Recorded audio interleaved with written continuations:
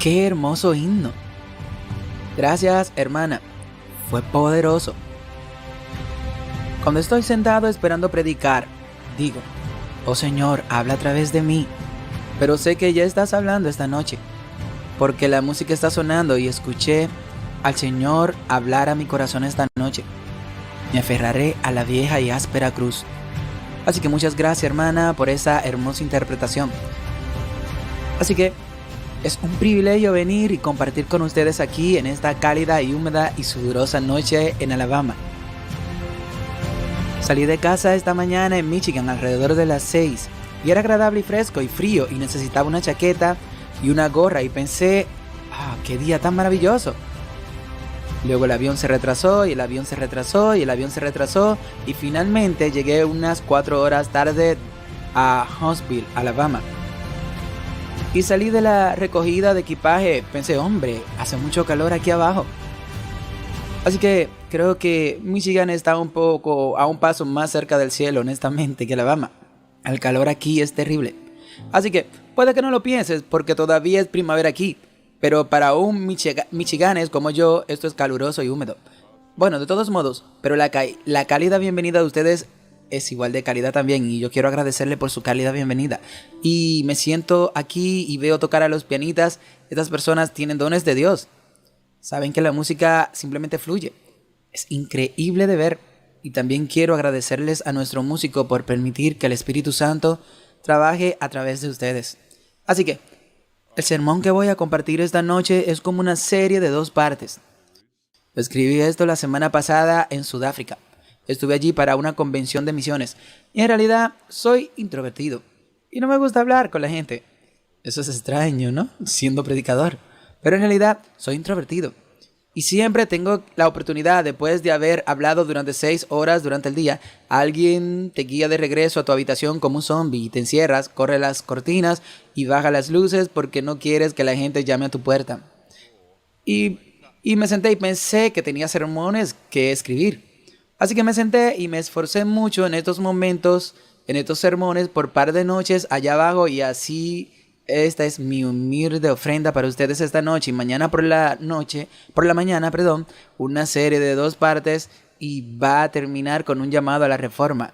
Pero tenemos un largo viaje que hacer hasta que lleguemos a ese llamado, ¿ok? Así que inclinemos nuestras cabezas e invitemos la presencia del Espíritu Santo una vez más. Padre Celestial, te damos gracias por la libertad que tenemos juntos aquí en la iglesia adventista Stay Line.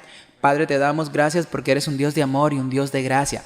Y un Dios de misericordia. Gracias, Señor, porque no nos trata como merecemos, pero te doy gracias, Señor, porque nos tratas en bases a nuestra necesidad y nuestra fe en lugar de nuestros méritos. Y así, Señor, mientras nos reunimos aquí esta noche en tu casa, al comienzo de tu día, que tu Espíritu Santo caiga sobre nosotros. Te ruego que hables a través de mí y para mí.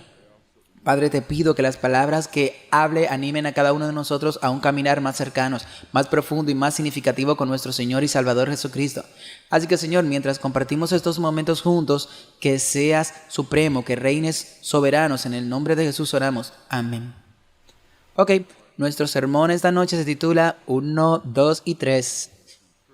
Como dijo el doctor Auset, sigo siendo técnicamente el presidente de AFM, aunque mi último día es el lunes y mi última responsabilidad es asistir a una comida en honor a mi partida. Y eso es básicamente todo, así que básicamente ya he entregado todo y han sido 14 increíbles años. 14 años de los mejores de mi vida. En realidad pude ver a Dios obrar de tantas maneras increíbles en todo el mundo. Y sin embargo he decidido hacerme a un lado porque me he dado cuenta de que estamos en las últimas horas de esta tierra y quiero poder predicar libremente. Y como todos nosotros, creo que los dones que Dios nos ha dado necesitamos usarlos al máximo posible, ya sea en la música, en las enseñanzas, en la predicación o profecía. Necesitamos preguntarnos cuáles son los dones que Dios me ha dado y cómo puedo posicionar mi vida para poder hacer el mayor uso de ellos para el reino de Dios. Y entonces esta es una conclusión lógica de lo que creo. Y entonces es un paso de fe, un paso adelante. Se llama como una aguja al polo. Todavía no soy un empleado, Tal vez para enero el próximo año me convertiré en un empleado de NEA2P, pero es un paso de fe y ves mis datos de contactos en la pantalla allí. Pero estoy convencido de que estamos viviendo en las últimas horas de esta tierra. Y entonces este es nuestro viaje de hoy. Vamos a este sermón muy imaginativo, como puedes ver, 1, 2, 3, y primero cubriremos el punto número 1, y luego cubriremos el punto número 2, y luego cubriremos el punto número 3. Ok, todos estamos en la misma página aquí, y luego vamos a llegar a nuestras conclusiones que van a ver cómo puede o podría verse el punto 4, cuando lleguemos al punto 4. Entonces, pero primero quiero hablar, solo para nuestra introducción, sobre el hecho de que el don de profecía es dado a la iglesia de Dios a lo largo de todas las edades, desde Adán hasta el segundo Adán, desde la creación de Adán, el primer Adán, hasta la venida de Jesús, el segundo Adán. Siempre hay una voz profética entre el pueblo de Dios, y el don de profecía permanece a lo largo de la historia. Hay un libro muy famoso en el adventismo llamado El don de profecía. Si nunca lo has leído, te animo a que lo leas. Es de Nicker o alguien más. Pero Dios ha bendecido a su iglesia en las últimas horas de la tierra con un don profético para guiarnos a través de las últimas convulsiones de la tierra. Y este don se manifiesta en el ministerio de la hermana Ellen White. Y entonces esta noche voy a ver algo de historia y algo de profecía a la luz de sus escritos y ver cómo esto ha sucedido. Y entonces quiero hablar primero sobre un par de citas aquí. Y esto fue escrito justo antes de la Primera Guerra Mundial. Y la hermana White dijo esto. Ella dijo, una gran crisis espera al pueblo de Dios. Una crisis espera al pueblo de Dios. El último momento, la lucha más trascendental de todas las épocas está justo sobre nosotros. Puedes encontrarlo en Testimonios para la Iglesia, volumen 5. Ella continúa diciendo en el volumen 9, que fue escrito en el 1909, se acerca el tiempo en que la gran crisis en la historia del mundo tendrá que venir. Y entonces, ella aún no se da cuenta de esto, pero sabemos en retrospectiva que ella está escribiendo estas palabras justo antes del inicio de lo que ahora llamamos la Primera Guerra Mundial. Y la Primera Guerra Mundial surgió, y ella continúa diciendo esto.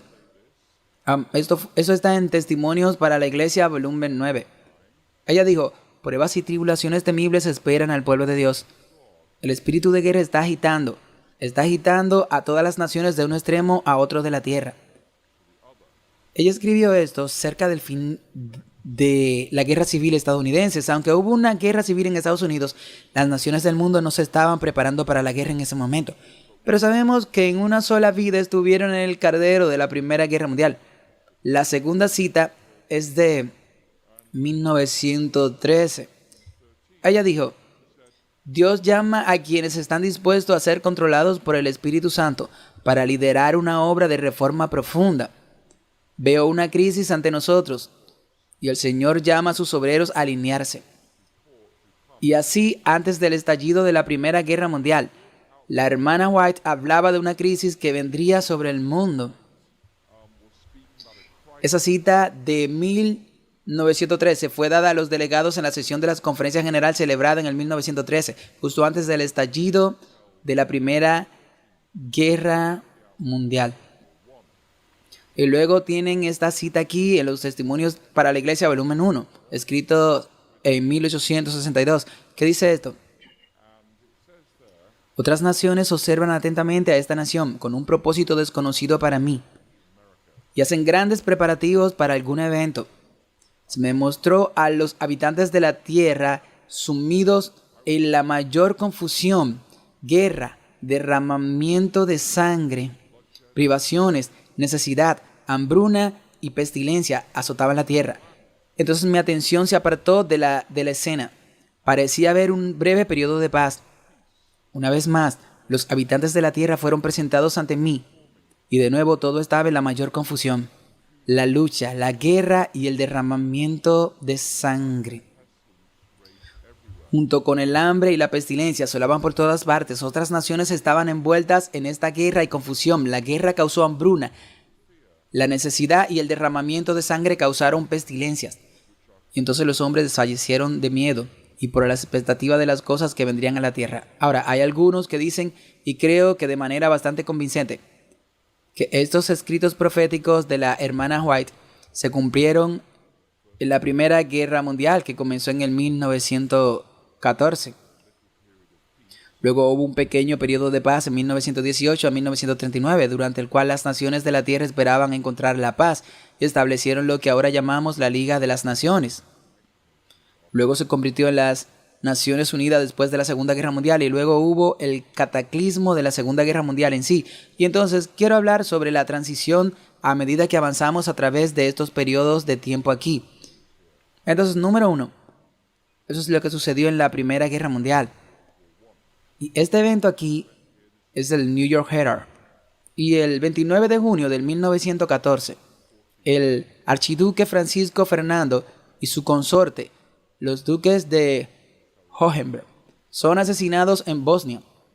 Hubo un efecto dominó inmediato, ya que cuando fue asesinado una nación se levantó contra otra, y por otras naciones tenían alianza de defensa entre sí, como la OTAN hoy, y tenían paquetes de defensas mutuas. Lo que sucedió fue que una nación se levantó contra otra nación, y esa nación luego se levantó contra esa nación, y hubo un efecto dominó, y antes de que te des cuenta, el mundo entero estaba en guerra por un simple asesinato.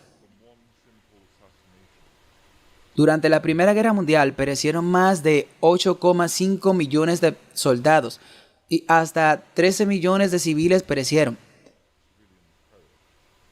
Ahora, en Europa, la División Adventista Europea tenía su sede en Habsburgo, Alemania, y enfrentaron un terrible dilema, porque desde la Guerra Civil estadounidense en la década del 1860 hasta la Primera Guerra Mundial, los adventistas han sido objetores de conciencia. Sosteníamos que no íbamos a portar armas y que no íbamos a matar, pero cuando llegó la Primera Guerra Mundial, no había ninguna disposición en la ley alemana que permitiera a alguien ser objetor de conciencia. El servicio de guerra implicaba portar armas y matar a personas en el frente. También exigía trabajar el día de reposo, cuando se esperaba que las personas trabajaran en fábricas de armas o en las Fuerzas Armadas o para el esfuerzo bélico general. Y así los jóvenes en Alemania se vieron obligados a tomar una decisión terrible: lealtad a Dios y a los 10 mandamientos por un lado, o enfrentarse al fuego, trabajo forzado y en última instancia tortura y fusilamiento por no obedecer las normas de reclutamiento del régimen. Tuvieron que someterse al servicio militar obligatorio, portar armas y trabajar en sábado si querían sobrevivir a la Primera Guerra Mundial. Este fue un ensayo general para la marca de la bestia. La ley de Dios estaba en juego y los jóvenes en Alemania tuvieron que elegir.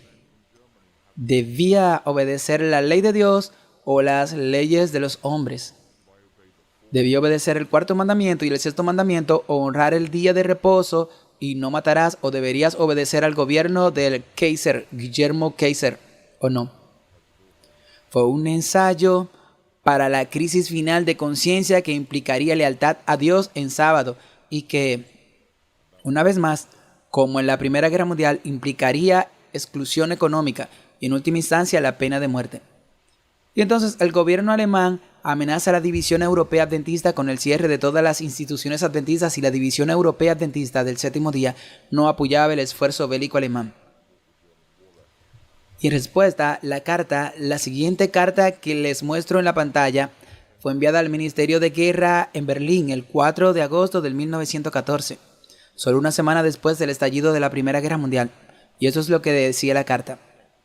Venía del presidente de la Unión de Alemania Oriental. Escribió allí y dijo: muy honorable señor general y ministro de guerra, desde tiempos nuestros puntos de vista con respecto a nuestro deber hacia el gobierno, también nuestras posiciones en el deber militar general, y especialmente desde que nuestra negativa a servir en tiempos de paz el sábado, que es el sábado, se considera fanática.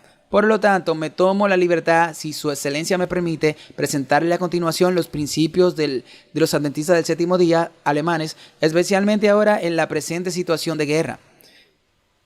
Si bien nos basamos en los fundamentos de las Sagradas Escrituras y buscamos cumplir los preceptos de la cristiandad, guardando el día de reposo, el sábado, que Dios estableció en el principio, esforzándonos por dejar de lado todo trabajo ese día, sin embargo, este es un punto clave. En estos tiempos de estrés, nos hemos unido en defensa de la patria y en estas circunstancias también tomaremos armas en sábado. En este punto, nos basamos en las Escrituras que se encuentra en Primera de Pedro, capítulo 2, del 13 al 17. Que nos ordena obedecer al emperador. Y así los líderes alemanes, los líderes adventistas en 1914 animaron a nuestros miembros a luchar en una guerra de imperio. Esta no fue una guerra de autodefensa, fue una guerra, fue un choque de imperios coloniales. Animaron a nuestros miembros a tomar armas incluso en sábado. Ahora bien, en marzo de 1915 se emitió otra declaración, que es una carta de la sede de la División Europea Adventista, también con sede en Augsburgo. Fue escrita en nombre del presidente de la Unión de Alemania Oriental y también del presidente de la Asociación Sajona en el sur de Alemania. Y lo verán arriba en la pantalla. Dice, pero en el momento esto fue nuevamente para el Ministerio de Guerra alemán. Dice, pero al estallar la guerra, los líderes de la Organización Adventista en Alemania, por propia voluntad, aconsejaron a todos los miembros de su servicio militar en todo el país, bajo las circunstancias apremiantes y la necesidad de la patria, que cumplieran con sus deberes requeridos como ciudadanos según las Escrituras, y que hicieran con seriedad el sábado como otros guerreros el domingo. Como prueba, permito esta copia adjunta del documento para servir al muy estimado ministro de guerra prusiano, escrito el 4 de agosto de 1914. Y eso fue firmado por el presidente Conrade de la sede de la División Europea, el presidente de la Unión de Alemania Oriental, Berlin Schubert, y el presidente de la Conferencia de la Asociación Sajona, Paul Dinhaus. Ahora, el resultado de la posición de la iglesia alemana fue que aproximadamente el 98% de la iglesia adventista alemana participó en el esfuerzo de guerra. Enviaron a sus jóvenes para llevar armas en el frente, muchos de ellos murieron y también se comprometieron a trabajar el día de reposo en lugares como fábrica de armas para apoyar el esfuerzo de guerra. Entonces se podría decir que la iglesia adventista alemana no alcanzó la definición bíblica del remanente que se encuentra en Apocalipsis 12:17. Que una de las señales del remanente es que guardan los mandamientos de Dios. Ahora, en abril de 1918, el Dresdner Neuester Nachrichten, que significa las últimas noticias de Dresde, publicó esta carta de un pastor adventista.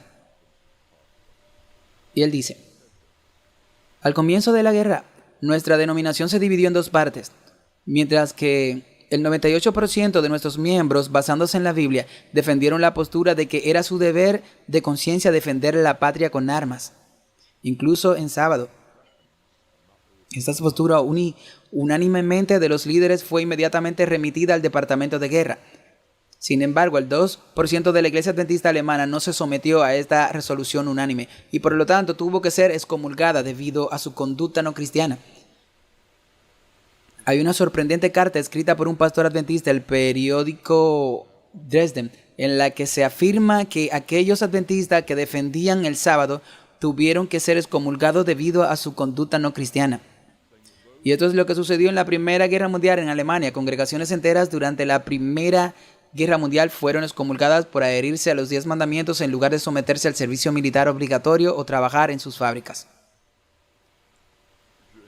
Los adventistas se negaron al servicio militar o a quebrantar el sábado y fueron encarcelados. Algunos fueron torturados hasta quedar irreconocibles. Hay libros escritos sobre esto con testimonios personales y algunos murieron por el impacto de sus ejecuciones en prisión y algunos simplemente fueron ejecutados por las autoridades alemanas. Luego se descubrió que algunos de los líderes de la iglesia alemana estaban identificando activamente a esos objetores de conciencia para las autoridades militares alemanas, que luego fueron arrestados, torturados y finalmente ejecutados.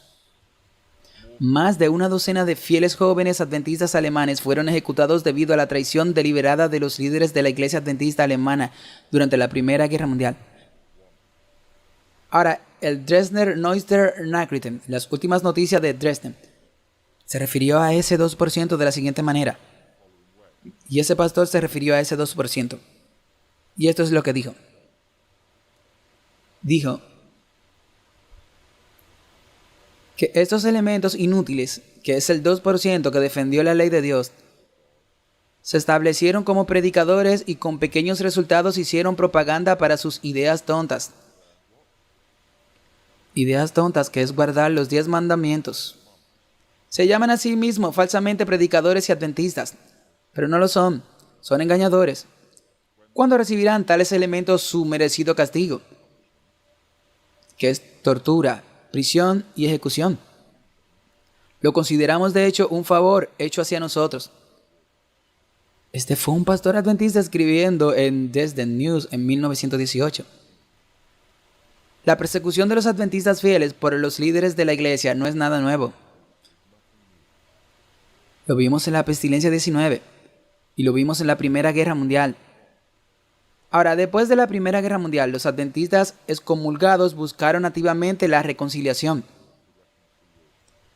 Hubo una reunión en Frankenhorst en 1920 en el Seminario Adventista, cerca de Berlín, que no logró resolver el impasse. Los dos lados no se acercaron más. Finalmente, la sesión de 1922, la sesión de la Conferencia General en San Francisco, se hicieron múltiples apelaciones al liderazgo de la Conferencia General para que los delegados discutieran el asunto, pero no se dio respuesta finalmente. Cuando fue confrontado directamente por representantes de los adventistas perseguidos, el presidente de la Conferencia General, A.G. Daniels, cerró toda discusión. Estas son las palabras que usó. Dijo: nunca podríamos permitir que estas preguntas surgieran ante toda la delegación de la Conferencia General. Eso causaría el mayor disturbio que jamás hayamos tenido. Fin de la cita. Piensen en eso. Exactamente 100 años después, en San Luis, en la Conferencia General, una vez más, no fue posible ninguna discusión sobre el problema principal que enfrentaba la Iglesia Adventista. Como en San Luis en el 2022, entonces en San Francisco en 1922, el presidente de la Conferencia General negó a los miembros cualquier posibilidad de discusión. Como en San Francisco del 1922, entonces en San Luis del 2022, el liderazgo de la Conferencia General asumió el derecho de anular las conciencias de sus miembros. Como en San Luis del 2022, así en San Francisco del 1922, la libertad de conciencia seguiría negada y pisoteada por el liderazgo. Y como en San Francisco en 1922, así de 100 años después, en San Luis 2022, el liderazgo de la Conferencia General no permitiría ninguna posibilidad de discusión para la reparación de agravio legítimo por parte de los miembros. La historia se repite y necesitamos conocer nuestra historia para evitar los errores del pasado. Trágicamente, estamos cometiendo los errores del pasado. Así que ese es el número 1. Entonces vamos a llegar al número 2. Y esa es la Segunda Guerra Mundial.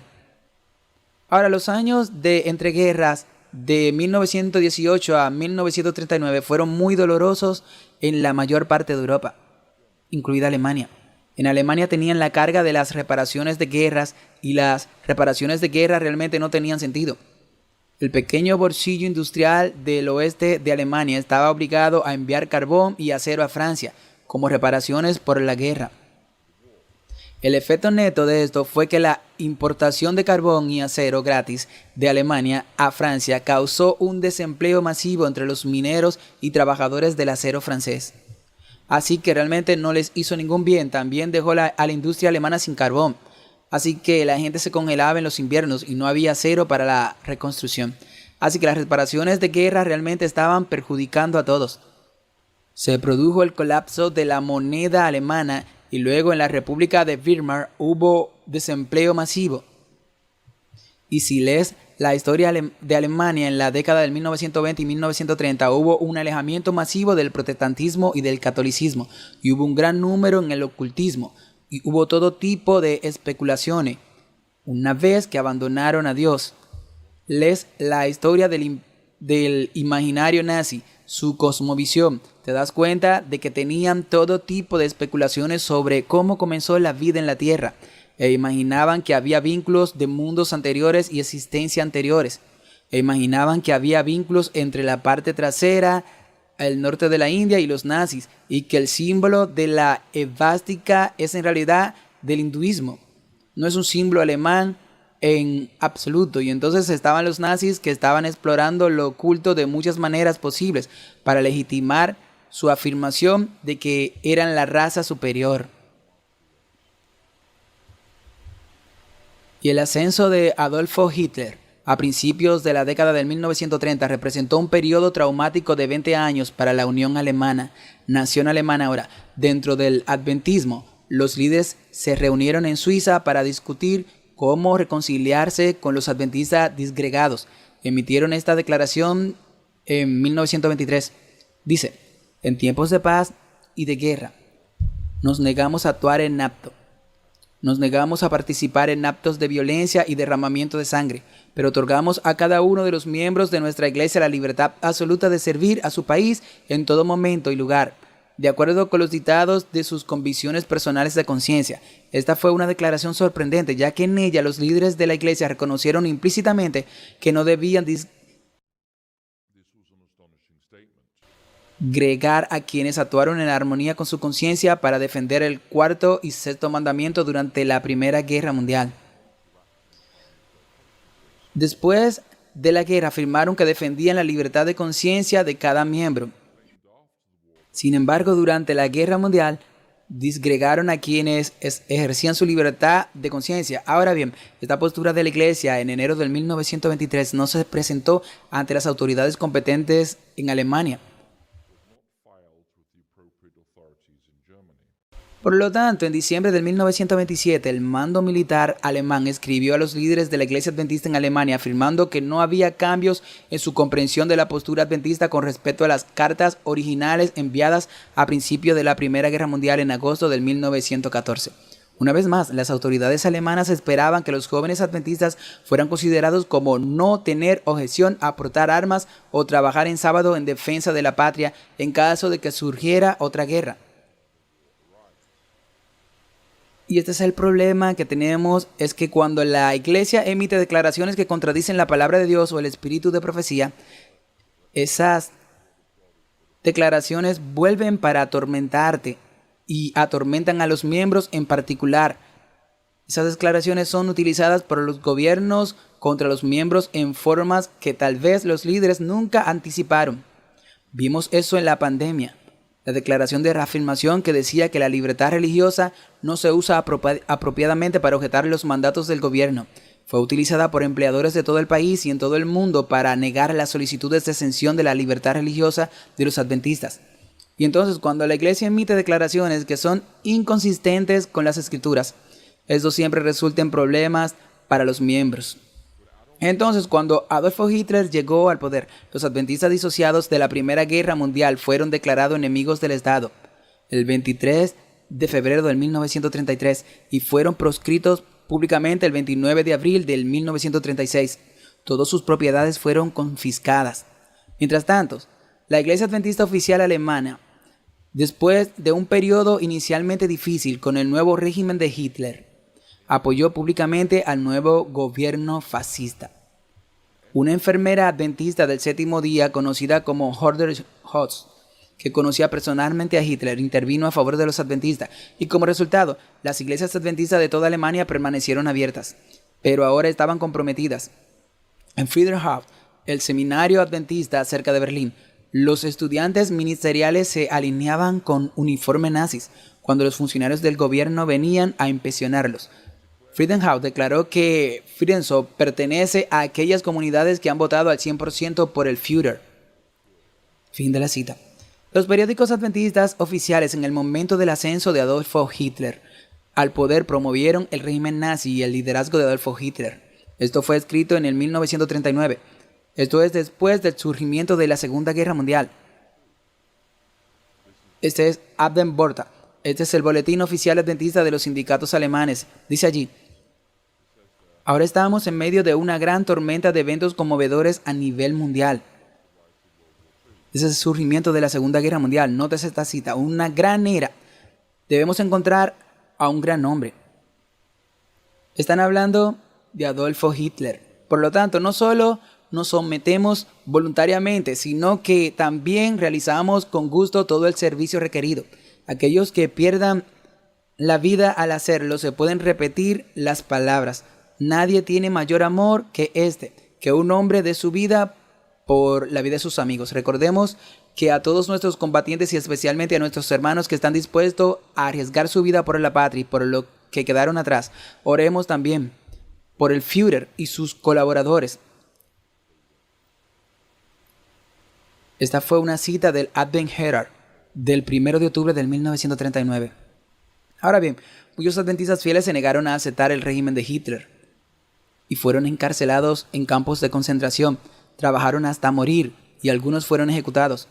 ¿Pero por qué hubo tanta apostasía entre los adventistas regulares y nuestros líderes? Bueno, muchos de nuestros miembros siguieron a sus líderes en lugar de buscar las escrituras por sí mismos. Es cierto que siempre es el camino más fácil, pero nunca es el camino más seguro. Ir en contra de la conciencia nunca es correcto. Ir en contra de la palabra de Dios nunca es correcto. Es más fácil como adventista decir: bueno, ¿qué dice la iglesia sobre esto?, en lugar de encontrar esta respuesta en las escrituras por ellos mismos. He notado esto como pastor a lo largo de los años. Siempre que surge un nuevo problema, digamos el transgenerismo en la iglesia, se escucha la solicitud de los miembros decir: necesitamos una declaración de la Iglesia Mundial. ¿Y por qué necesitamos una declaración? Porque necesitamos que nos digan qué creer en lugar de buscar en las escrituras por nosotros mismos y llegar a nuestras propias conclusiones. Siempre buscamos que alguien más piense por nosotros. Entonces simplemente nos alineamos como ovejas obedientes. Y eso se convierte en nuestro gran problema cuando nosotros como adventistas rendimos nuestras mentes y nuestras conciencias y ya no pensamos por nosotros mismos, sino que decimos qué piensan los demás y seremos reflejos de sus puntos de vista en lugar de lo que el Espíritu Santo nos está enseñando a través de la palabra de Dios. Y esto es bueno, ¿me oyes?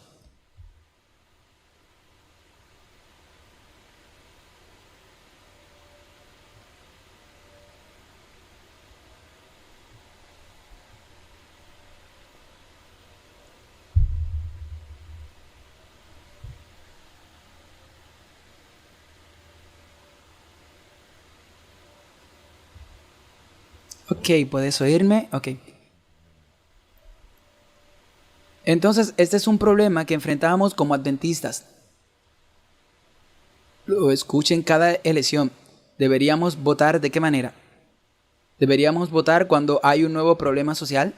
El asesinato de George Floyd y su muerte, el auge del transgenerismo, el aumento de los matrimonios entre personas del mismo sexo. Cada vez que surge un problema social, instintivamente recurrimos a la iglesia para que nos diga que esta es la declaración oficial. Ahora, todos pensamos que eso es lo que vamos a creer, pero el 99% de los miembros no investigan las escrituras por sí mismos ni se preguntan qué dice la palabra de Dios al respecto. Y cuando subcontratas tu pensamiento y tu conciencia a hombres que ocupan puestos de autoridad institucional y que a menudo se ven comprometidos financieramente por eso, estás en un camino problemático. Déjame poner estas pilas aquí.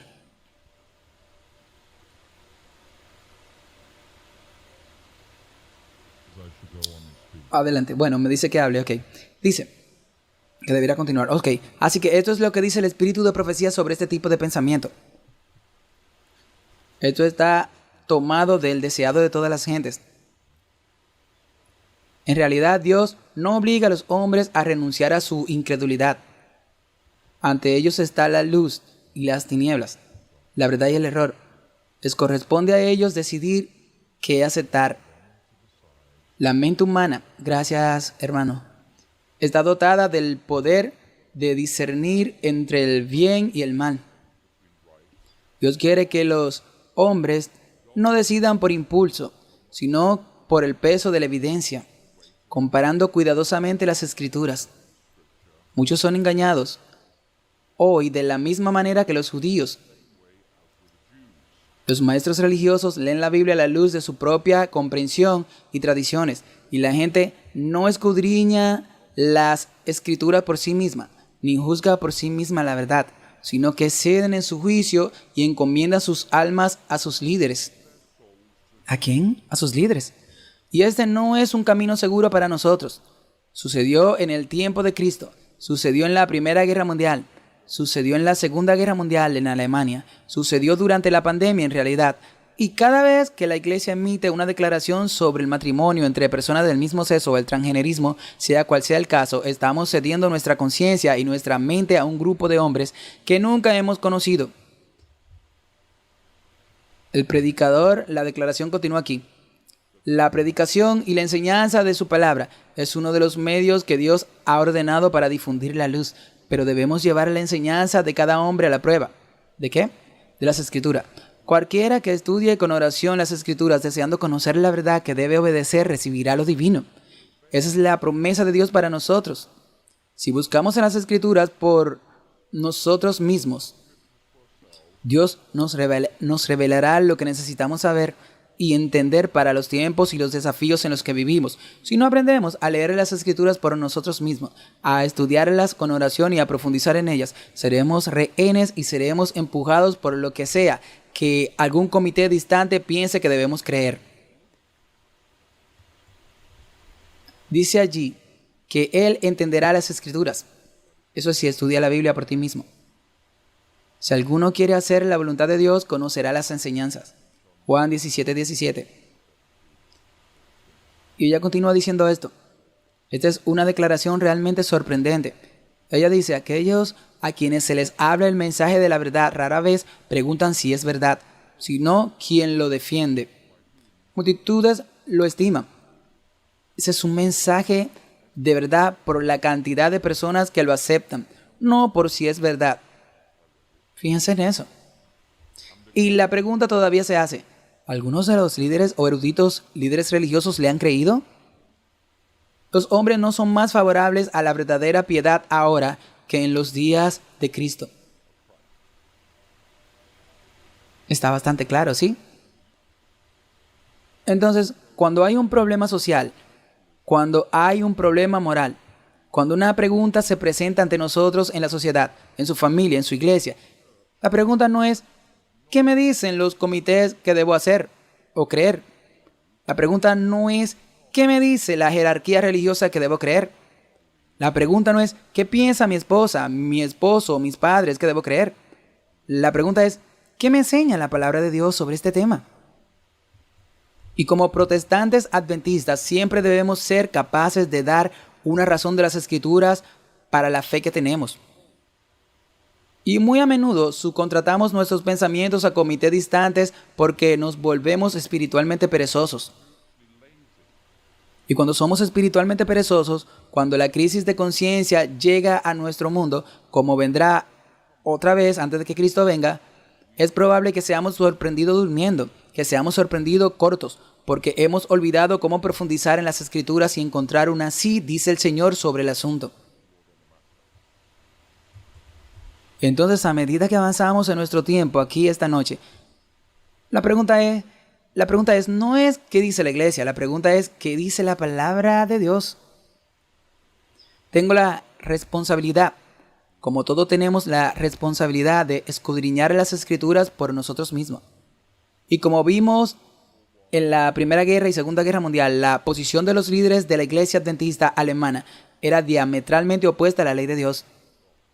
Y la abrumadora mayoría de los adventistas se unieron a sus líderes en lugar de la ley de Dios.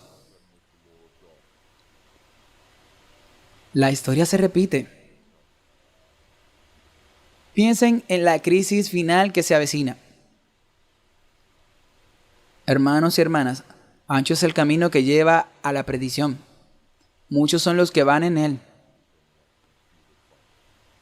Pero angosto es el camino que lleva a la vida eterna. Y pocos son los que lo encuentran. Y encontramos el camino a la vida eterna al conocer a Jesús, quien es el camino, la verdad y la vida para nosotros mismos, y al conocer las Escrituras por nosotros mismos. Y cuando surgen cuestiones sociales y cualquiera que sean esas preguntas, ya sabes, cualquiera que sea el problema del día, debemos ser capaces de profundizar en las Escrituras por nosotros mismos y decir un así dice el Señor. Y entonces, si se van de esta noche, una cosa es esta: de hoy en adelante vamos a aprender y vamos a practicar el proceso de profundizar en las Escrituras para decir qué dice la palabra de Dios sobre este tema. Eso es lo que hace un protestante. Un protestante en la Reforma Radical enseña que podemos leer las Escrituras como individuos, hombres, mujeres y niños y niñas, en nuestro propio idioma, la lengua vernácula, y Dios nos revelará suficiente luz para que tengamos el entendimiento necesario para la salvación y necesario para ganar almas para Jesucristo. Y así sucedió en la Primera Guerra Mundial. Y sucedió en la Segunda Guerra Mundial. El liderazgo pisoteó la ley de Dios, pisotearon la conciencia de sus miembros y los miembros de la iglesia pagaron un precio terrible. Vamos con el número 3. Vamos a empezar aquí el lunes 27 de enero del 2020. Era un lunes. La mayoría de la gente estaba centrada en la muerte de Kobe Bryant el día anterior en un accidente de helicóptero en las colinas a las afueras de Los Ángeles. Fue una muerte trágica. Varios miembros de la familia murieron en ese accidente en las montañas. Pero las personas miraban las noticias con atención. También notaron que había una nueva y misteriosa enfermedad que salía de China, centrándose en una ciudad previamente poco conocida como Wuhan, que en realidad tiene alrededor de 7 u 8 millones de personas en ella. No es una ciudad pequeña, es una gran metrópolis. En esa ciudad los hospitales estaban desbordados, las redes sociales estaban llenas de imágenes de hombres y mujeres desplomándose en las calles, lo que provocó que los estadounidenses que prestaban atención a las noticias salieran corriendo a comprar productos enlatados, detergentes y mascarillas. En Washington, D.C., el Dr. Anthony Fauci había alcanzado la cima del poder federal.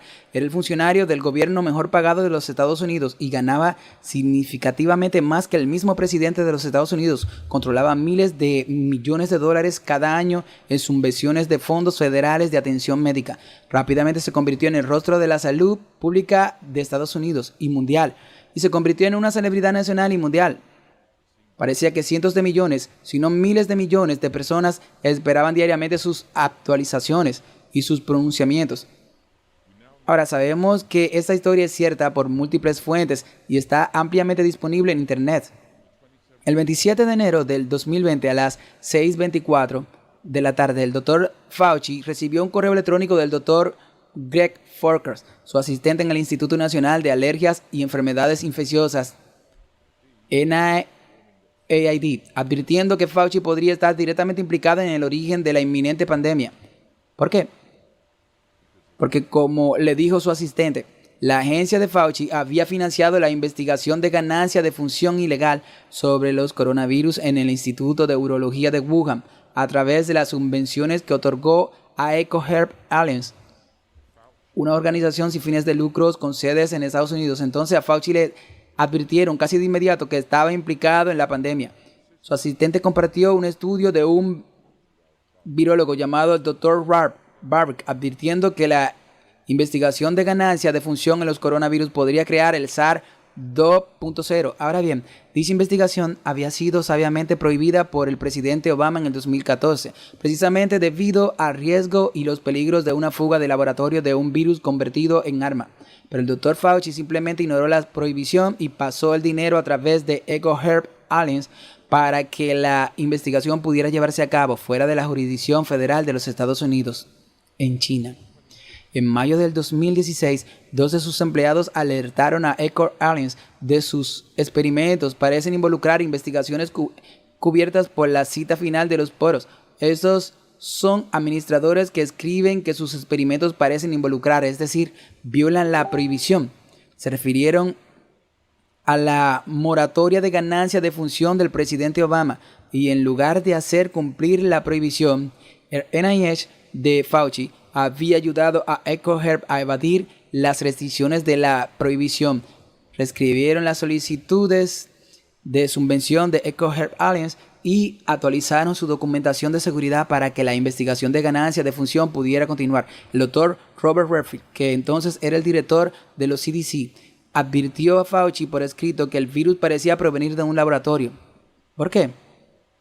Porque el doctor Robert Redfield argumentó que el sitio de escisión furina del virus, que es un lugar en que las proteínas del virus pueden hacer que infecte las células humanas con mayor facilidad, sugirió una manipulación intencional del laboratorio. A fines de enero de 2020, otros científicos importantes de Estados Unidos y el Reino Unido llegaron rápidamente a la misma conclusión.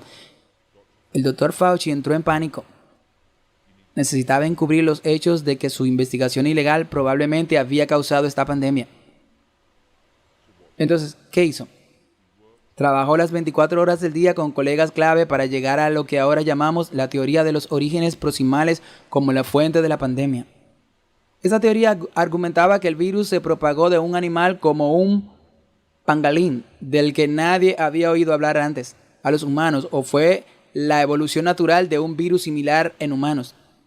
Ambas opciones en la teoría de los orígenes proximales excluyeron específicamente la posibilidad que el Instituto de Fauci hubiera financiado a sabiendas una investigación prohibida sobre la ganancia de función en un laboratorio en el epicentro del brote de un virus con características antinaturales. Es una coincidencia notable que una pandemia de coronavirus comience aproximadamente 1 kilómetro de uno de los únicos laboratorios del mundo que trabajan en la fabricación de armas de coronavirus. Pero los científicos simplemente excluyeron eso como una posibilidad. Es como vivir en una ciudad que tiene la fábrica de barras de chocolates Hershey's y de repente el agua huele a chocolates Hershey's y dices, no,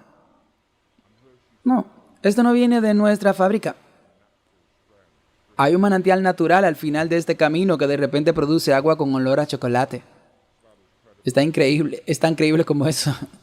Pero a finales de febrero del 2020, la teoría de los orígenes proximales era la opción públicamente preferida por los funcionarios de salud pública y la teoría de la fuga de laboratorio estaba siendo rechazada públicamente por los científicos y los principales medios de comunicación como una teoría marginal, una conspiración o simplemente impulsada por el racismo antichino. Esto fue a pesar del hecho de que los corresponsables privados a los que ahora tenemos acceso entre los principales científicos mostraron un fuerte apoyo a la teoría de la fuga del laboratorio. Y en el Reino Unido, los servicios de inteligencia del gobierno proporcionaron informe diario de alto secreto del primer ministro del Reino Unido. Eso es ahora que se han hecho públicos. Y si los lee, concluyeron en enero del 2020 que el COVID provenía del Instituto de Urología de Wuhan. Era un virus convertido en armas. Ese era el entendimiento privado de estos gobiernos. Pero la narrativa pública de estos gobiernos era que este era un evento aleatorio. Nadie quería aceptar la responsabilidad de lo que estaba a punto de suceder. Y así comenzó el encubrimiento. Los burócratas de salud pública aprovecharon la oportunidad para expandir sus poderes para llegar a todos los aspectos de nuestras vidas. Y eso es exactamente lo que hicieron. Los derechos civiles desaparecieron de la noche a la mañana. Nuestras enmiendas, la primera enmienda, la libertad religiosa, la libertad de reunión, la libertad de hablar, desapareció de la noche a la mañana. Los funcionarios de salud lanzaron campañas interinstitucionales para coaccionar a los actores privados. Los científicos de alto rango fueron literalmente sobornados para que se retrataran de sus opiniones publicadas a favor de la teoría del origen próximo. Los periódicos y los periodistas fueron atacados, quienes cuestionaron al funcionario sobre la narrativa falsa. Los funcionarios de salud en los Estados Unidos utilizaron teléfonos quemadores, reuniones en personas y direcciones de correos electrónicos privadas para evitar los requisitos federales de mantenimiento de registro y eliminar cualquier evidencia de su colaboración y discusiones. La administración de Biden trabajó activamente para dictar a través de los gigantes de las redes sociales qué noticias se les permitía leer o publicar a las personas. Y Facebook ahora ha admitido públicamente la censura que estaba ocurriendo desde el 2020 en adelante. Los censores principales estuvieron directamente involucrados en la creación del virus, así que ahora orquestaron un encubrimiento para ocultar su culpabilidad. Buscaron poner fin a la discusión antes de que condujera a una investigación y culpabilidad penal para Fauci y sus conspiradores. Ahora, no solo los principales medios de comunicación y nuestros servicios de inteligencia y nuestros gigantes de las redes sociales y la academia y nuestros sistemas hospitalarios y médicos de todo el mundo fueron presionados para el servicio. para proteger a los culpables y suprimir nuestros derechos de libertad religiosa de la primera enmienda. Las denominaciones de todo tipo fueron coartadas en el encubrimiento y en la demonización de los buscadores de la verdad y los oradores de la verdad dentro de ellos. Y eso incluye nuestra propia conferencia general. Ahora, la primera enmienda de la Constitución de los Estados Unidos dice lo siguiente: el Congreso no hará ninguna ley con respecto al establecimiento de una religión o que prohíbe el libre ejercicio de la misma, o que restrinja la libertad de expresión o de prensa, o el derecho de las personas a reunirse pacíficamente y a solicitar al gobierno que se ocupe de las quejas. Esa es la primera enmienda a la Constitución de los Estados Unidos. Garantiza la libertad de tener religión y la libertad de no tener religión. Garantiza la libertad de expresión, garantiza la libertad de conciencia, y todas estas fueron suprimidas por la Conferencia General de los Adventistas del Séptimo Día. Participaremos en la supresión de los mismos derechos en los que confiamos cuando se nos presente la crisis final.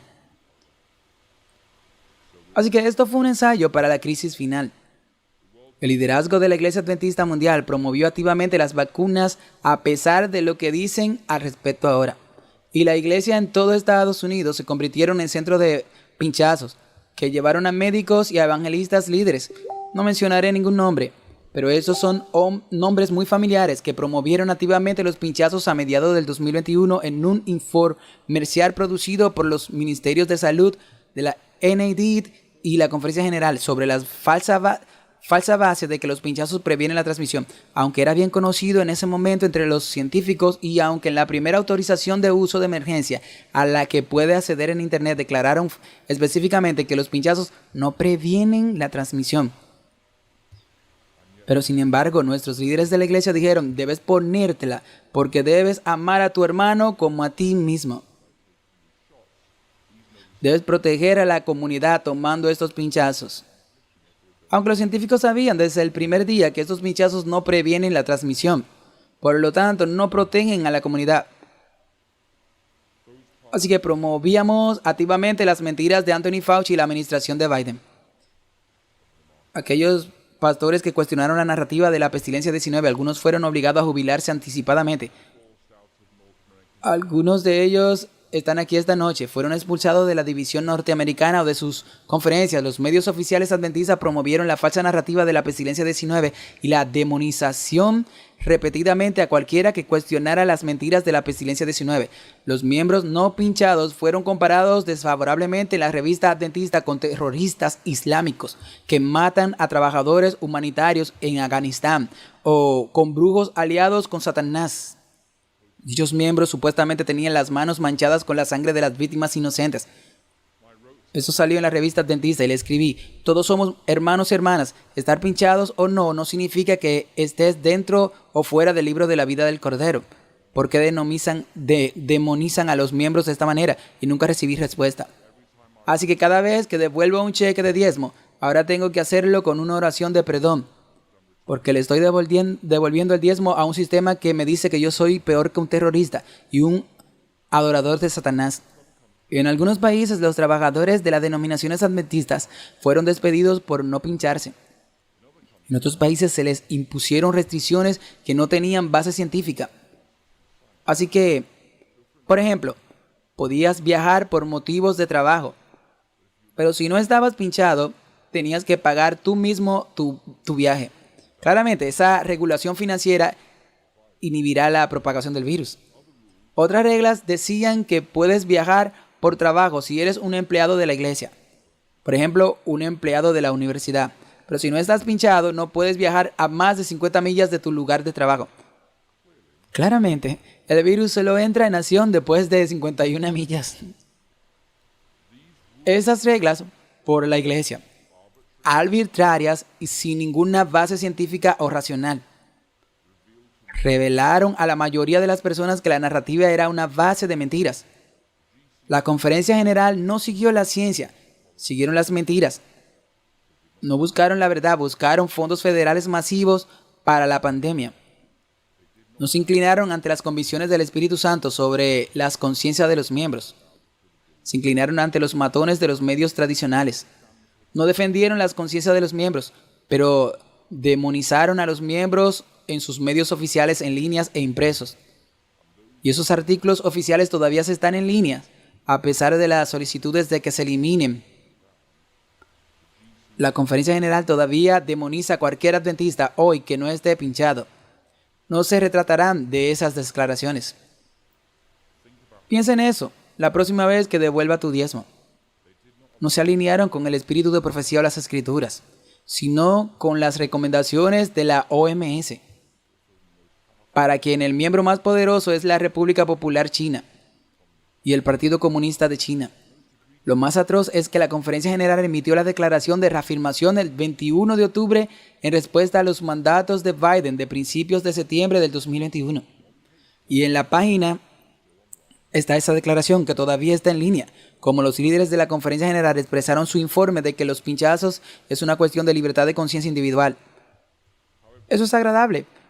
Y bueno, sin embargo, en la página 2 había un párrafo que se refería al contexto específico de la pestilencia 19 y al mandato que se extendía por todo el mundo. Y ese párrafo asumía el derecho de los líderes de la Asociación General de controlar o suspender la libertad de conciencia de los miembros en todo el mundo.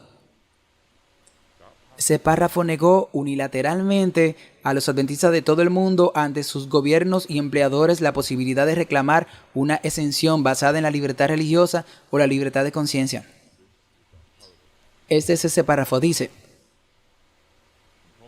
la Iglesia Adventista, en consulta con los Ministerios de Salud y los Departamentos de Asuntos Públicos y Libertad Religiosa de la Asociación General, está convencida de que los programas de pinchazos que se están llevando a cabo en general son importantes para la seguridad y la salud de nuestros miembros y la comunidad en general. Por supuesto, estas medidas de salud se están llevando a cabo y no las imponen personas como Fauci, que son responsables de todo este lío en primer lugar. Por lo tanto, la declaración continua: las afirmaciones de libertad religiosa no se utilizan adecuadamente para objetar los mandatos gubernamentales o emplear programas diseñados para proteger la salud y la seguridad de sus comunidades. Definimos en nuestro manual de política de trabajo de la Asociación General, en el apartado del capítulo conocido como PAR, Asuntos Públicos y Libertad Religiosa, definimos la libertad religiosa como la capacidad de actuar en armonía con los dictados de su conciencia. Entonces, cuando los líderes de la iglesia dijeron que la libertad religiosa no se usa apropiadamente, estaban diciendo esto: si el Espíritu Santo te convence de no hacer algo, pero tu empleador te dice que hagas algo, estamos con el empleador y nos oponemos al Espíritu Santo. Eso es lo que estaban diciendo. Estaban asumiendo el derecho de anular las convicciones del Espíritu Santo. Ahora, el Comité Administrativo de la Conferencia General, que emitió la declaración, se ocupa de los asuntos administrativos relacionados con el funcionamiento interno de la Conferencia General, y los empleados de la Conferencia General no tienen jurisdicción sobre asuntos teológicos que afecten a todos los miembros en todo el mundo. No tiene autoridad institucional en sus términos de referencia para emitir tal declaración, y por lo tanto nuestros líderes de la Conferencia General actuaron más allá de su autoridad delegada en esta declaración, con un impacto catastrófico en miembros inocentes en todo el mundo. En el mundo legal, eso se conoce como negligencia culpable. Cuando excedes tu autoridad definida, eres negligente. Eso crea responsabilidad. Probablemente esa es la razón por la que nadie quiere discutir esto más. Además, en esta declaración, nuestros líderes de la Conferencia General presumen los derechos de anular las convicciones del Espíritu Santo sobre las conciencias de los miembros. Cuando tuve mi entrevista con el anciano Mish, justo después de que me prohibieran, minutos antes de que me prohibieran, una de las cosas con las que más se enojó conmigo fue que dije en uno de mis sermones que entramos en la pandemia como protestantes y la dejamos como un sistema papal. Eso realmente dolió, y entonces voy a compartir con ustedes exactamente por qué desde el espíritu de profecía hice esa declaración. Y Pastor Mish, si estás viendo este video, esto es para usted. Esto es lo que dice la hermana White. Nadie tiene derecho a controlar la mente de otro y juzgar por otro, prescribiendo cuál es su deber. Hay ciertos derechos que pertenecen a cada individuo al hacer el servicio de Dios. Ningún hombre tiene más derecho a quitarnos esos derechos que a quitarnos la vida misma. Dios nos ha dado la libertad de pensar y es nuestro privilegio seguir nuestras impresiones del deber. Somos solo seres humanos y un ser humano no tiene jurisdicción sobre la conciencia de ningún otro ser humano. ¿Está claro para todos? Ningún ser humano tiene jurisdicción sobre la conciencia de otro ser humano. Significa que en el juicio final no puedes decir, Dios, hice todo esto porque mi esposo me lo dijo o porque le pareció correcto a mi esposa. No, somos seres moralmente responsables ante nuestro Creador.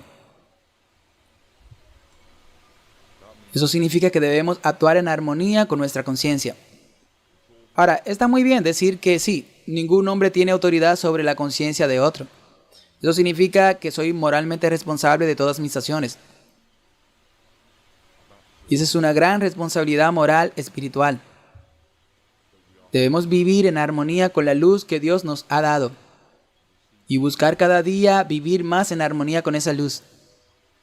Y que si el Espíritu Santo nos convence de algo, no podemos aplastar al Espíritu Santo y apartar esas convicciones con la esperanza de que pueda recordarlo en un momento más conveniente. Pero déjame continuar con mi curso de acción pecaminoso elegido ahora. Debemos vivir en armonía con las Escrituras, el espíritu de profecía y las convicciones del Espíritu Santo. Así que eso está muy bien y que digamos, y estoy de acuerdo con todos, ningún hombre tiene jurisdicción sobre la conciencia de otro ser humano, pero la implicación es que me presento ante Dios como un ser moral. Soy responsable ante Dios como un ser moral y necesito presentarme ante Dios, no culpar a los demás por mis acciones, sino que aceptar la responsabilidad por mis acciones. Dios ha prometido otra cita aquí en Carta 109, 1895. Dios ha prometido su presencia a todo creyente y a aquellos que están en posiciones de autoridad, en presencia de conferencias y consejos de juntas y todos los que tienen que ver con la mente humana, respeten la individualidad de la mente y la conciencia. Esos trabajadores están en coasociación con Jesucristo y pueden interponerse para interferir con los planes de Dios, porque el agente humano está bajo su autoridad y dictado. Luego continúa diciendo esto. Y pongo en la pantalla una cita particular de la Carta 53 y debajo está la cita de la Conferencia General. Y te preguntas si la cita de la Conferencia General en rojo, en la parte inferior, es en realidad una práctica de Roma. Esto es lo que dice la Carta 53. El hecho de que un hombre haya sido seleccionado para ser presidente de una conferencia no significa que tenga autoridad para gobernar a sus compañeros de trabajo. Esta es la práctica ¿de quién? De Roma. Y no se puede tolerar porque restringe la libertad religiosa. Entonces, es una práctica de Roma restringir la libertad religiosa. Y el hombre es llevado a colocarse donde solo Dios debería estar. Entonces es una práctica de Roma restringir la libertad religiosa. ¿Es eso según el espíritu de profecía, sí o no? Sí. Ahora vea lo que dice la declaración al final. Esta es la declaración de la Conferencia General. Por lo tanto, las afirmaciones de libertad religiosa no se usan apropiadamente. ¿Eso restringe la libertad, sí o no? Sí. ¿Es una práctica de Roma? Sí. Absolutamente. Lo es. Si el zapato calza, cambia el zapato, pero no mates al mensajero que dice que el zapato calza. Conflicto de los siglos, página 100, siguiente cita. Por lo tanto, con medidas que apelan a la imaginación, Roma ensayó o intentó controlar las conciencias de los hombres. ¿Intenta Roma controlar la conciencia de los hombres, sí o no? Sí. Ahí está nuestra declaración de la Conferencia General una vez más. Por lo tanto, las afirmaciones de libertad religiosa no se usan apropiadamente. ¿Están tratando de controlar las conciencias de los hombres? Sí.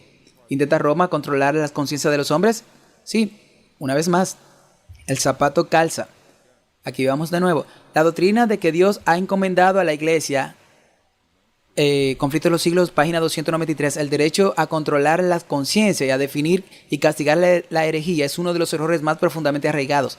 Errores papales, y nuevamente tienes las declaraciones de la Conferencia General hasta el final. Las afirmaciones de libertad religiosa no se usan apropiadamente. ¿Está la Conferencia General asumiendo el derecho de anular tu conciencia, sí o no? ¿Es una práctica papal, sí o no? Sí, absolutamente lo es.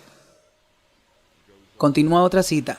Dios nunca fuerza la voluntad o la conciencia, Pero el recurso constante de Satanás para obtener control de aquellos a quienes no puede seducir de otra manera es la compulsión por crueldad. Ponte el pinchazo o perderá tu trabajo, perderá tu hipoteca, perderá tu casa, perderá tu negocio, perderá tu licencia profesional, perderá tu reputación social, quiebra, pierde tus ingresos de seguridad social, pierde tus beneficios de desempleo, pierde batallas por la custodia. La lista sigue y sigue. La cita continúa. A través del miedo o la fuerza se esfuerza por gobernar las conciencias y asegurarse homenaje a sí mismo. Para lograr esto,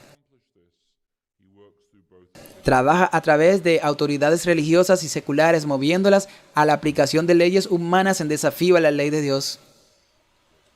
Eso está en Conflictos de los Siglos, página 591. Entonces, lo que diríamos en el caso número 1, en la Primera Guerra Mundial, las autoridades de la Iglesia alemana asumieron el derecho de anular las conciencias de sus jóvenes y dijeron que estaban felices de romper el cuarto y sexto mandamiento en defensa de la patria, y aproximadamente el 2% de la iglesia fue disgregada. Algunos de ellos fueron ejecutados, torturados y fusilados, y algunos de esos jóvenes fueron entregados por las autoridades de la iglesia. En la Segunda Guerra Mundial, una vez más, al enfrentarse a demandas totalitarias, la Iglesia Adventista alemana colaboró con el régimen nazi y los adventistas disgregados de la Primera Guerra Mundial fueron prohibidos y algunos de ellos fueron ejecutados en los campos. Y una vez más, la Iglesia alemana apoyó a Adolfo Hitler y el esfuerzo bélico alemán y alentó a sus hombres a servir en la maquinaria de guerra. Ahora, esto no es una crítica particularmente a los líderes de la iglesia alemana, porque hasta que no nos enfrentemos a un monstruo como Adolfo Hitler, no sabemos cómo nos comportaremos. Y al menos para su crédito, muchos años después, los sindicatos alemanes ofrecieron una disculpa formal y un reconocimiento por el error que habían cometido. Y hubo un proceso de reconciliación. Llegó 50 años después del fin de la Segunda Guerra Mundial. La mayoría de las personas que habían sufrido estaban muertas, pero al menos hubo un proceso de reconciliación. Pero en el clima actual, la negativa constante de nuestros liderazgos de la Conferencia General a participar en cualquier discusión y la demonización y destrucción de aquellos que piden una dirección roja de queja honesta está llevando a la consternación, la desilusión y la desconexión de los miembros en todo el mundo, que ya no confían en nuestros líderes. Entonces, ¿qué decimos en conclusión? La conclusión es una conclusión larga, así que no pierdan la esperanza en este sermón todavía.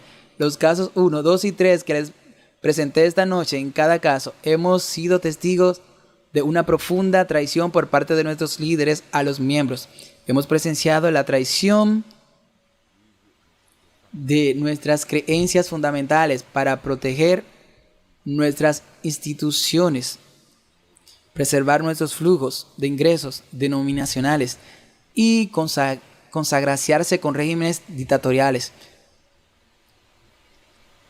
Y en cada caso 1, 2 y 3 que hemos visto esta noche, miembros fieles fueron arrojados a los lobos por nuestros líderes.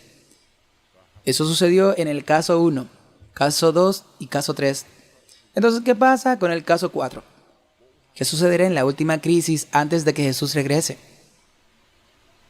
¿Qué dice el espíritu de profecía sobre esto? Esta es una pregunta importante que debemos hacernos cuando se derrame la lluvia tardía. Esto es lo que la hermana White dice que sucederá. Ella dice, bajo la lluvia tardía, las invenciones del hombre, la maquinaria humana, a veces serán barridas. El límite de la autoridad del hombre será tan roto como cañas rotas. Y el Espíritu Santo hablará a través del vivo agente humano con poder convincente. Eso está en el segundo mensaje selectos. Ella continúa diciendo que el Señor levantará hombres que darán a la gente el mensaje para este tiempo. Entonces lo que encontramos es que, como en el tiempo de Cristo, cuando el Espíritu Santo fue derramado sobre Jesús, fue como Jesús habló de vino nuevo en odres viejos. Y cuando la lluvia tardía se derrame de nuevo, cuando no haya una experiencia viva con Cristo en ninguna parte de nuestras vidas, ni con nadie en nuestro sistema. El derramamiento de la lluvia tardía será como vino nuevo en odres viejos, y eso limpiará grandes partes de nuestra estructura. Eso es lo que ella dice allí. Ella continúa diciendo, y esta es una advertencia muy lesionadora. Dijo esto en 1875. Ella le escribió esto al presidente de la Asociación General. El presidente Boller acaba de renunciar a la presidencia de la Asociación General cuando escribió esto. Ella dijo que llegaría un momento en que creía que la iglesia rechazaría su don profético. Y solo encontré esta cita recientemente en mis estudios. Ella dice, ahora soy de la opinión de que los testimonios no vivirán entre el pueblo de Dios. Serán eliminados. Tengo algo de luz en este punto, pero no puedo darla ahora. Dijo Cristo, tengo muchas cosas que decirles, pero no las puedes soportar ahora. Así que esta es una advertencia para nosotros, de que no solo muchas partes de las estructuras serán arrastradas cuando se derrame la lluvia tardía, sino que los testimonios mismos, que son una señal de una de las señales de la iglesia remanente, en realidad puede ser rechazada por muchas partes de la iglesia. Podría decir que lo llamas apostasía. Y entonces cuando la iglesia parece estar a punto de caer, habrá un remanente fiel. Y estamos muy familiarizados con esta cita aquí de mensajes selectos. Ella dice, la iglesia puede parecer que está a punto de caer, pero no cae. Permanece mientras los pecadores de Sión serán zarandeados, la paja separada del preciado trigo. Esta es una terrible prueba, pero sin embargo debe llevarse a cabo. Ninguno de los que han estado venciendo por la sangre del Cordero y la palabra de su testimonio se encontrará con los leales y verdaderos sin mancha, ni mácula, ni pecado, sin engaño en sus bocas. Debemos ser despojados de nuestra justicia propia y revestidos de la justicia de Cristo. Cuando estés lleno y recibas la justicia de Cristo que se manifiesta en la obediencia a los 10 mandamientos de Dios y el cumplimiento de la ley de Dios, el mensaje de 1888 se podría decir para recibir la justicia de Cristo. Ahora, la idea de que la iglesia aparece como si estuviera a punto de caer, pero no lo hace, y lo repasaremos, es una idea muy común entre los adventistas. Sí. Entonces, ¿de qué iglesia está hablando aquí? ¿Está hablando de Stay Line o de mi iglesia Billy Church? ¿Está hablando de nuestras conferencias, nuestras uniones, nuestras divisiones, nuestras conferencias generales? ¿Está hablando de un remanente fiel dentro del movimiento adventista más amplio? ¿De qué está hablando exactamente? Así que veamos el contexto justo antes de que ella escriba esto. La iglesia parece estar a punto de caer, pero no cae. Esto es lo que ella escribió. Digo, las naciones se conmoverán hasta su centro. Se retirará el apoyo a quienes proclaman el único estándar de justicia de Dios. La única prueba segura del carácter. Y todos los que no se inclinen ante el decreto de los concilios nacionales ni obedezcan las leyes nacionales para exaltar el sábado instituido por el hombre de pecado, es decir, las leyes dominicales nacionales, en desprecio del día santo de Dios, sentirán no solo el poder opresivo del papado, sino del mundo protestante con la imagen de la bestia que viene inmediatamente antes. Ella dice que la iglesia puede parecer estar a punto de caer, pero no cae. Por lo tanto, la iglesia que parece estar a punto de caer, pero no cae y llega hasta el final, son esos santos fieles que, bajo intensa persecución en el momento de la corrección final de la conciencia y la adoración encapsulada en la crisis de la ley dominical, parecen estar a punto de abandonar toda esperanza y capitular en la desesperación. Es ese grupo fiel de miembros el que llegará hasta el final. Están siendo fieles a la ley de Dios en lugar de la coerción de las leyes dominicales nacionales al final de los tiempos. Son ese grupo pequeño, aquellos que llegan hasta ese final.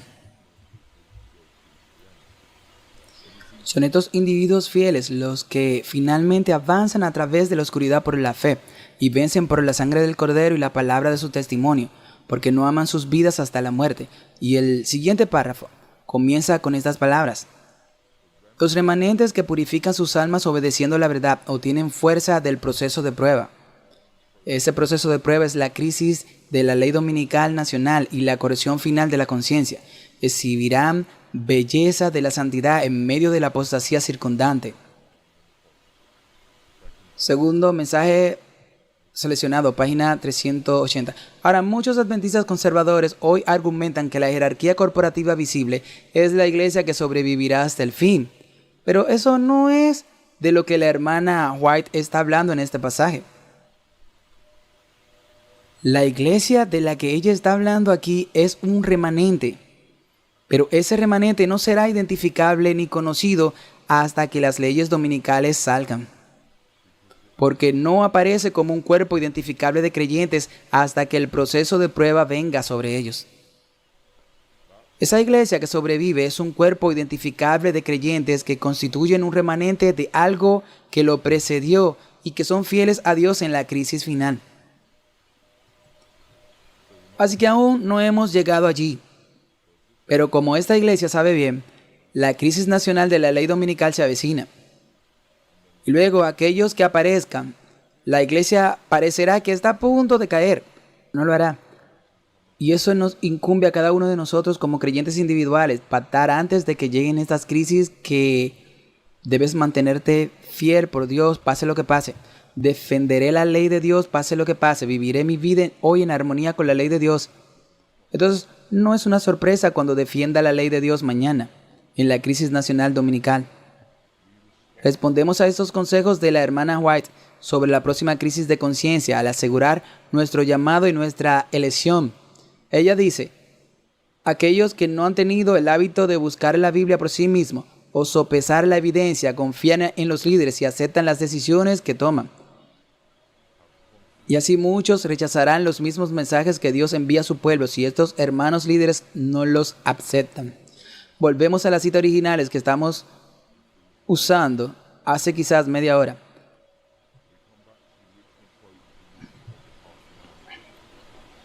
No es suficiente cuando hay una crisis simplemente decir ¿qué dice la Iglesia Mundial sobre eso? Esa no es la posición segura a tomar.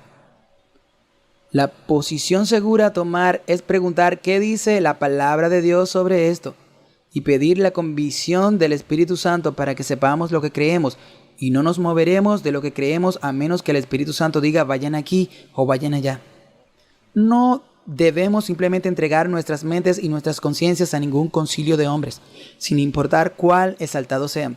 No importa lo que diga su pastor, lo que diga el presidente de su conferencia, lo que diga su anciano principal. Lo que importa es lo que lo ha convencido el Espíritu Santo a partir de su estudio de las Sagradas Escrituras. Y si el Espíritu Santo lo convence de A, B y C, y fue honesto con A, B y C, entonces no caerá bajo el juicio de Dios en la crisis final. Y quiero desafiarlos esta noche, quiero alentarlos esta noche. Dice, aquellos que no han tenido el hábito de buscar la Biblia por sí mismos, busquen las Escrituras por sí mismos. Sepan lo que dicen las Escrituras. Tenemos una institución increíble en nuestra iglesia llamada Escuela Sabática. Tenemos excelentes trimestrales de la Escuela Sabática. ¿Estás estudiando tus trimestrales de la Escuela Sabática? ¿Estudias a diario? ¿Solo vienes a la iglesia el sábado para escuchar lo que otras personas han estudiado o has profundizado en las Escrituras por ti mismo? Si estás adquiriendo el hábito de escuchar lo que piensan otras personas, permitiendo que tu pensamiento y tu mente sea moldeado por los pensamientos de otros hombres, te estás preparando para caer en la crisis final. Así que te animo a ser fiel en tus estudios de la lección de escuela sabática. Pero más allá de eso, estudia las Escrituras por ti mismo de todos modos, sobre temas que puedan ser de tu interés. Temas que se relacionen con los problemas del día, temas que tal vez se relacionen con tu pasado, temas que puedan relacionarse con tus miedos o tus esperanzas para el futuro. Pero adquiere el hábito de estudiar la palabra de Dios por ti mismo. Así que conoce la palabra de Dios por ti mismo. Y si tu Biblia contiene pasajes con tus subrayados, repítelo a través de ella como lo has hecho mientras lees. Y cada vez hazlo con un bolígrafo de diferentes color cada año. Dios te está convenciendo de ciertas partes y estás aprendiendo a vivir en armonía con la palabra de Dios. Aquellos que han tenido el hábito, quienes no han tenido el hábito de buscar la Biblia por sí mismo o sopesar la evidencia, aquellos que tienen confianza en dirigir a los hombres y aceptar las decisiones que toman, entonces muchos rechazarán el mensaje que Dios envía a su pueblo. Esta es una advertencia para mí, esta es una advertencia para todos nosotros, para estudiar las Escrituras por nosotros mismos. No somos salvos por virtud de ser miembros de la iglesia, somos salvos porque nuestros nombres están escritos en el libro de la vida del Cordero. No somos salvos porque pertenecemos a una congregación en particular, sino porque pertenecemos a Jesucristo. Somos salvos cuando recibimos su justicia por la fe y recibiendo su justicia manifestada en la obediencia a sus 10 mandamientos y manteniendo nuestros ojos fijos en Jesús todos los días. Aquellos santos que sobrevivieron hasta el final, que sobrevivieron a la crisis nacional de la ley dominical, la corrección final de la conciencia, de la crisis de conciencia, aprenden a examinar todo por sí mismo, a buscar la luz que Dios nos ha dado en las Escrituras por sí mismo, a pedirle al Espíritu Santo que guíe su entendimiento y profundice su fe para magnificar su amor y pulir su testimonio. Hemos pasado por 1, 2 y 3 con cierto detalle esta noche. No es una historia bonita. Hay una cuarta crisis que viene. Y la mejor preparación que podemos hacer para eso esta noche es aprender la palabra de Dios por nosotros mismos. Y caminar en la luz que Dios nos ha dado. Y saber por nosotros mismos lo que creemos. Y basar nuestras decisiones diarias, nuestras acciones diarias, cada decisión que tomamos, nuestras vidas sobre los principios contenidos en la palabra de Dios. La obediencia hoy a la palabra de Dios te prepara para ser obediente cuando llegue la crisis final de la ley dominical. Y si estamos felices de vivir en desobediencia a la palabra de Dios hoy, entonces vamos a estar felices de vivir en desobediencia hacia la palabra de Dios cuando llegue la crisis final. Así que vive en obediencia a la palabra de Dios hoy. Busca por la gracia de Dios vivir en armonía y defender los 10 mandamientos. Sigue las convicciones de tu conciencia sin importar cuán inconvenientes puedan ser en ese momento. Y al hacerlo estás fortaleciendo tu alma, tu espíritu y tu carácter. Para cuando todo esté en juego, y Dios está buscando unos pocos fieles que serán sus campeones en la crisis final.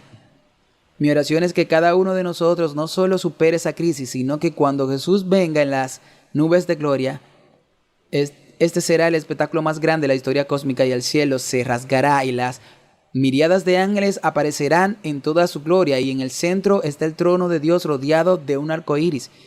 Y los muertos están siendo resucitados a nuestro alrededor, están siendo resucitados en el aire y las ciudades están temblando y la tierra es sacudida a nuestros pies y los elementos se están derritiendo en fuego. No es solo por el calentamiento global, es el colapso global. Y en este glorioso día, aquellos que han encontrado seguridad en Jesucristo, que fortificó sus almas a través del estudio de la palabra de Dios y la obediencia a las Escrituras antes de la crisis final, serán arrebatados para encontrarse con nuestro Señor en el aire. Así que sé fiel en ese día. Y no solo digas, seré fiel mañana. Sé fiel hoy. Haz que sea tu forma de vivir. Y entonces no será un problema cuando llegues la crisis final. La crisis final se acerca, pero también Jesús. Y quiero ver ese día glorioso cuando Jesús regrese. Quiero estar entre ese grupo de personas que vean ese espectáculo cósmico de luz y fuego. Nunca ha habido nada igual antes. Nunca volverá a haber nada igual. Quiero verlo ese día, quiero verlo. No quiero darle la espalda y decir a las rocas que caigan sobre mí y me escondan del aquel que está sentado en el trono. Quiero ver ese día. Así que sé fiel a las Escrituras hoy. Hay una crisis de conciencia, pero si eres fiel hoy, Dios te guiará mañana. Bendición. ¿Debería ser una bendición? Sí, en segundo, ¿fuiste bendecido? Amén. Y solo queremos dejar que alabes a Dios por el doctor, por regresar en un momento tan único y va a estar lleno mañana. Y vamos a pedir que vengas temprano, si puedes, para continuar a nuestra cena de confraternidad. Nos encantaría que los hicieran. Es solo para veganos y nos gustaría que vinieran. Estaremos aquí todo el día. Mañana por la tarde de 4 a 8 aproximadamente tendremos nuestra actualización de la ley dominical también. Tenemos testimonios aquí en State Line llamada la política del testimonio honesto. Si no predicas con honestidad, no puedes predicar mañana. Amén. Amén. Me gusta esa política. Amén. Y entonces nos pondremos de pie para orar en un segundo. Pero queremos agradecer a Dios por todos ustedes que están aquí. Así que todos nos pusimos de pie para orar mientras el pastor Baem, el doctor Baem, nos da la bendición. Nuestros ojos están cerrados, nuestras cabezas inclinadas. Padre, te agradezco que ese sea un anticipo de la reunión en ese mar de cristal, cuando cada lágrima haya sido enjugada y la muerte, la enfermedad y el dolor ya no existan. Moraremos contigo y tú morarás con nosotros, y la luz del Cordero nos guiará día a día. Y así, Padre, esperamos con fe ese día glorioso, cuando no haya más crisis de conciencia, cuando nadie sea puesto en una posición imposible por el pecado ni los gobiernos del mundo. Yo oro para que, Señor, hasta ese día, cada uno de nosotros camine en la luz que nos ha dado. Que cada uno de nosotros busque diariamente la luz de las Escrituras. Que moldees, formes, refines y rehagas nuestros caracteres de tal manera que día a día haya menos de nosotros y más de Jesús. Para que caminemos por el horno de fuego con Él. Señor, cuando caminemos por ese horno de fuego con Jesús, como lo hicieron esos 3 hebreos, oro para que el mundo vea que estamos con Jesucristo. Así que, Señor, que seamos fieles a la luz que nos ha dado, que busquemos mayor luz a diario, que cantemos alabanzas a aquel que nos rescató de la oscuridad para caminar en